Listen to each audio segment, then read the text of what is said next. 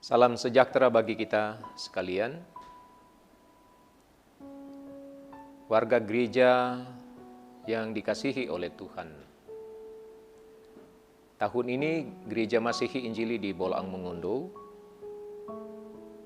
melaksanakan satu agenda, yaitu pemilihan majelis jemaat untuk periode pelayanan 2020 sampai 2025. Yang telah dimulai dengan pemilihan penatua, non penatua compelsus,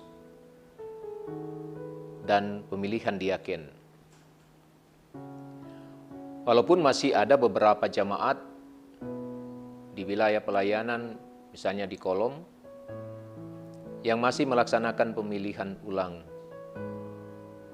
dengan berbagai alasan yang ada, atau dengan berbagai pertimbangan-pertimbangan. Dan beberapa minggu ke depan masih akan memilih perangkat pelayanan lainnya, persekutuan, compelsus, dan sebagainya.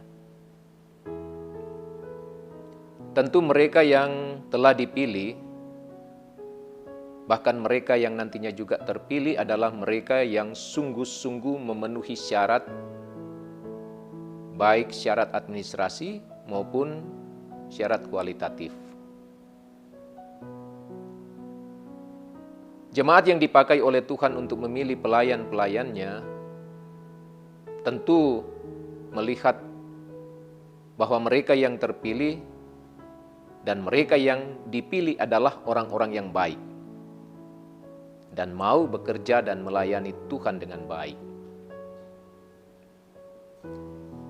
Yang pasti kita yang dipilih dan yang ditetapkan Tuhan,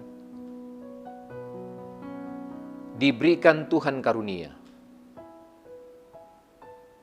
Tapi yang terpenting, apakah karunia itu dipakai untuk melayaninya? Dengan mengingat periode pelayanan majelis jemaat 2015 hingga 2020, didapati bahwa tidak sedikit pelayan gereja yang mengundurkan diri dengan berbagai alasan. Bahkan ada yang harus diberhentikan dengan tidak hormat. Warga gereja yang dikasihi oleh Tuhan, memang kehidupan pelayan Tuhan senantiasa banyak diwarnai dengan tantangan, godaan, bahkan kesukaran dan tekanan.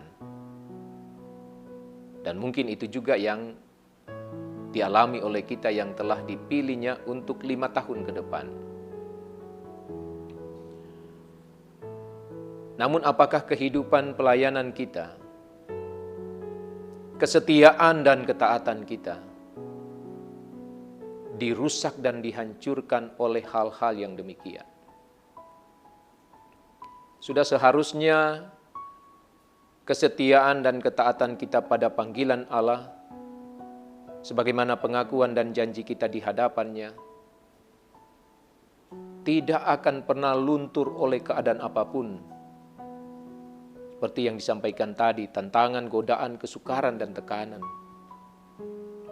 Artinya, semua gerak kehidupan pelayan Tuhan harus dipahami dan dijalani dalam terang iman kepada Tuhan selalu.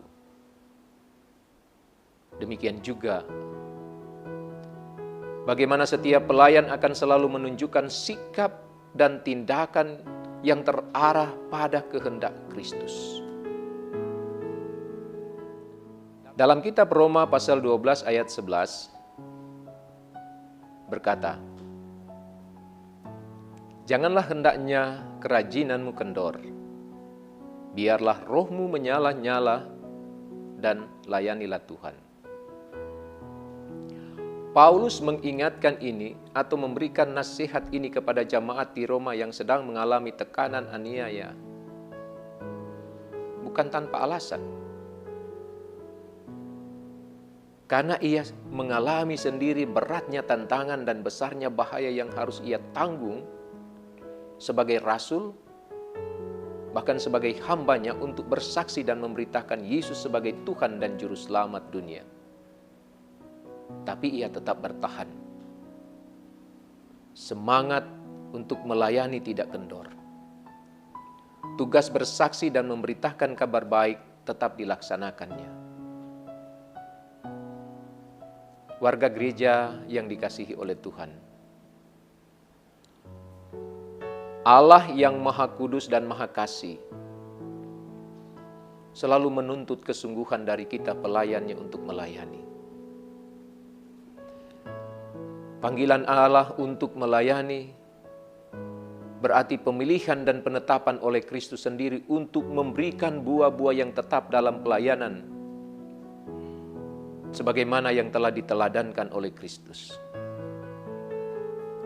Karena itu, jika kita sungguh-sungguh hidup untuk melayaninya, maka kita tidak hanya dijadikannya sebagai hamba, tapi kita juga diangkatnya sebagai sahabat Kristus. Kita percaya, hamba yang setia, hamba yang sungguh-sungguh melayaninya akan menikmati masa depan yang bahagia bersama Dia. Ingat kembali apa yang dikatakan dalam firman dalam Roma 12 ayat 11 tadi. Kiranya ini akan memberikan penguatan bagi kita. Biarlah rohmu menyala-nyala untuk melayani Tuhan kini dan untuk selamanya. Tuhan menolong dan memberkati kita.